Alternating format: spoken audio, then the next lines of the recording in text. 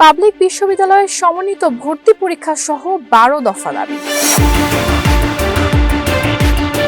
Public বিশ্ববিদ্যালয়ে সমন্বিত ভর্তি পরীক্ষা সহ 12 দফা দাবিতে আন্দোলনে নেমেছেন শিক্ষার্থী ও অভিভাবকদের একটি অংশ। আজ রাজধানীতে আয়োজিত এক মানববন্ধন ও সমাবেশ থেকে এসব দাবি তুলে ধরা হয়। দাবিগুলোর মধ্যে রয়েছে সব পাবলিক বিশ্ববিদ্যালয়ের একক ও সমন্বিত ভর্তি পরীক্ষা চালু করা, ভর্তি ফি কমানো, সেশন জট নিরসন, মেধাভিত্তিক ও স্বচ্ছ ভর্তি প্রক্রিয়া নিশ্চিত করা এবং শিক্ষার্থীদের হয়রানি বন্ধ। আন্দোলনকারীরা বলেন, আলাদা আলাদা ভর্তি পরীক্ষার কারণে শিক্ষার্থীদের সময়, অর্থ ও মানসিক চাপ বেড়ে যাচ্ছে।